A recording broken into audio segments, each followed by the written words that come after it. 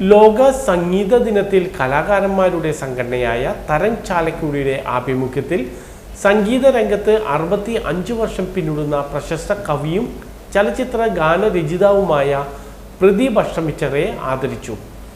Melur panchayat president MS Sunitha ഉദ്ഘാടനം ചെയ്തു. Tarang president Kalabhavan Jayan അധ്യക്ഷനായി. Ward member ER Raghunath, Tarang secretary Sudhi Kalabhavan, Vijay Malpan, Pradeep Poolani, Sunil Sarovaram എന്നിവർ സംസാരിച്ചു. സുധീഷ് ചാലക്കുടി, അജി ഡെന്നിസ്, പ്രദീപ് അഷ്ടമിച്ചിറയുടെ ഗാനങ്ങൾ ആലപിച്ചു. തർജ്ജമ ചെയ്തുകൊണ്ട് മലയാളികൾക്ക് അത് പരിചയപ്പെടുത്തുകയും ചെയ്ത് പോന്നിട്ടുള്ള ഒരാളാണ്. ഏറെ അത്ഭുതകരമായ ഒരു കാര്യം പോലെ നമുക്ക് തോന്നാം. ഒരു 82 വയസ്സിലും ഇവിടെ ഇരിക്കുന്ന ഏറ്റവും യങ്ങസ്റ്റായ ആളേക്കാളും യങ്ങസ്റ്റായ മനസ്സും യങ്ങസ്റ്റായ ഒരു അപ്പിയറൻസും സൂക്ഷിക്കാനായിട്ട് കഴിയുക എന്ന് പറയുന്നത് ഏറെ പ്രധാനപ്പെട്ട ഒരു കാര്യമായിട്ട് തന്നെയാണ് എനിക്ക് തോന്നുന്നത്. നമ്മുടെ ഇന്നത്തെ തലമുറയുടെ ഏറ്റവും വലിയ പ്രശ്നം എന്ന് പറയുന്നത് വളരെ ചെറുപ്പത്തിലെ മനസ്സുകൊണ്ട് ഓൾഡായി പോവുക എന്നുള്ളതാണ്.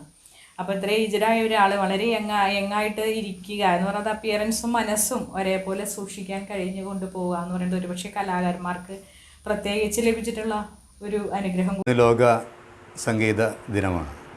ലോകമൊട്ടുക്കും കലാകാരന്മാരെല്ലാം ജനങ്ങൾ മുഴുവൻ സംഗീതം ആഘോഷിക്കുന്ന തിരക്കിൽ വളരെ പ്രധാനപ്പെട്ട ഈ ദിവസം ഞങ്ങളുടെ മനസ്സിലുള്ള ഏറെ നാളത്തൊരു ആഗ്രഹം, നമ്മളെല്ലാം ഇഷ്ടപ്പെടുന്ന നമ്മുടെ നാട്ടുകാരൻ ലെജൻഡ് പ്രദീപ് അഷ്ടമിച്ചിറ എന്ന അതുല്യ പ്രതിഭയെ ഈ പ്രധാന ദിവസം ഞങ്ങൾ തരംഗ് ചാലക്കുടി ആദരിക്കുകയാണ്.